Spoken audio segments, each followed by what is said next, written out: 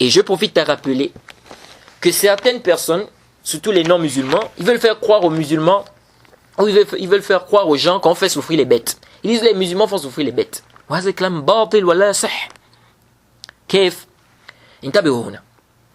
Ils disent parce que quand vous égorgez les bêtes là, on voit comment la bête est en train de tourner, donc c'est-à-dire elle est en train de souffrir.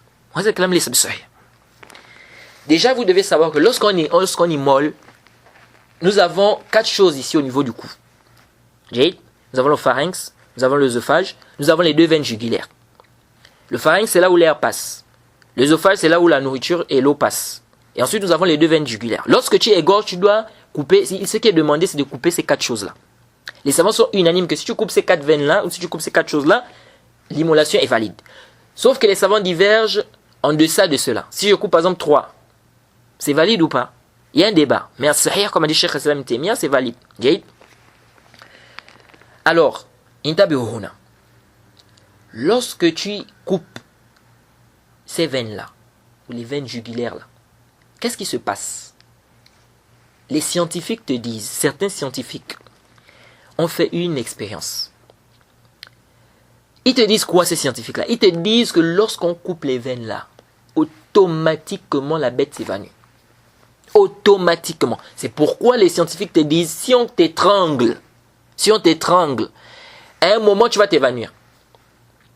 Ils disent, dès qu'on coupe les veines là, automatiquement la bête s'évanouit.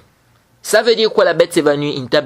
Ça veut dire que ce qui se passe là, après là, la bête ne sent plus rien du tout. La bête ne sent plus rien du tout. Donc il y en a qui disent, non mais là elle est en train de bouger, vous faites souffrir la bête. Non, elle ne sent plus rien, c'est fini. C'est pourquoi on te demande de faire en sorte que ton couteau soit bien tranchant. Pour que tu coupes ça rapidement pour que la bête ne souffre pas. Pour que la bête puisse s'évanouir rapidement et donc elle ne va pas faire quoi? Elle ne va pas souffrir. Maintenant quelqu'un peut dire, mais pourquoi la bête bouge? C'est dû à quoi? Ces scientifiques-là te disent quoi? Ils te disent, qu'est-ce qui fait en sorte que cette bête-là puisse bouger? Ils disent, lorsqu'on coupe les veines, qu'est-ce qui se passe?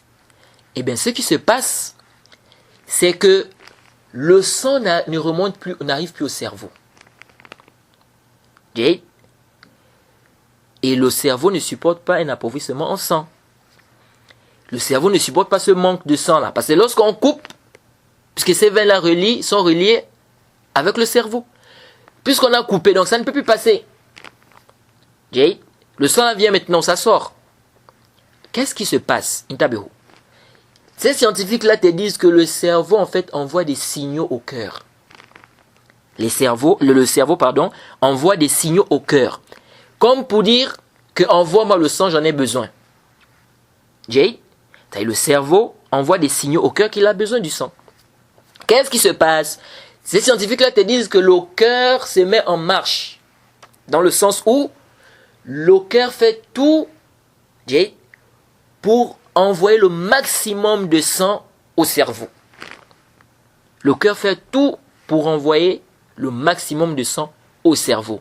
Et donc le sang, c'est pourquoi le sang ne va plus vers le bas, mais le sang vient maintenant où? Ça monte. Mais qu'est-ce qui se passe? Malheureusement, lorsque le sang arrive, ça ne va pas jusqu'au cerveau. Pourquoi? Parce que les veines ont été coupées. Et donc, le sang, là, au lieu d'aller au cerveau, ça vient où? Ça sort. C'est pourquoi vous allez voir que ceux qui émolent, au début, quand tu coupes, le sang ne sort pas d'abord en grande quantité, mais après, ça sort en grande quantité. Et c'est là où vous voyez même la sagesse de l'islam. Et c'est là où, c'est-à-dire, pourquoi même l'islam a choisi cet endroit-là? C'est là où vous voyez vraiment là, la sagesse de l'islam. Ça c'est quoi? Ce sont des shubhat, des ambiguïtés que les mécréants apportent pour dire aux musulmans, là vous faites souffrir les bêtes. Et au contraire, c'est vous qui faites souffrir les bêtes avec vos méthodes. Et certains scientifiques ont même démontré ça. Que les méthodes que les non-musulmans utilisent pour soi-disant immoler la bête ou soi-disant comment on appelle ça, tuer la bête, c'est des méthodes qui font souffrir la bête. Électrocuter la bête, des trucs comme ça, etc. Donc la méthode que l'islam a choisie, c'est cette méthode-là. Et cette méthode-là fait moins souffrir la bête. Parce qu'une fois, c'est pourquoi on a demandé que ça soit... Parce que si c'est pas tranchant, tu vas mettre du temps là pour couper et la bête peut souffrir. Or, si c'est tranchant, c'est rapide, et c'est devenu khalas. Dans les mouvements qu'elle est en train de faire, là, ne te fatigue même pas, elle ne sent plus rien du tout. Jade?